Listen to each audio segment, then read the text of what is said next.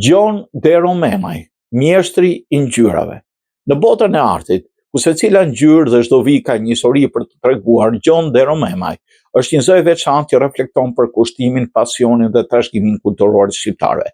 I lindur në 18 mars 64 në Vlorë, rrugtimi i tij artistik nisi me sfidave të familjarizëm, me vizatime në ligurët e fshatit, jetë në mur, ishin hapat e parë të udhëtimit që do bënte emrin e tij të njohur nëpër galeritë të qyteteve të Greqisë së Mëngjarë. Çdo pikturë e De Romemajt është një bashkëbisedim me historinë, kulturën, një reflektim i shpirtit shqiptar të këshërtuar me frymën e artit bashkëkor.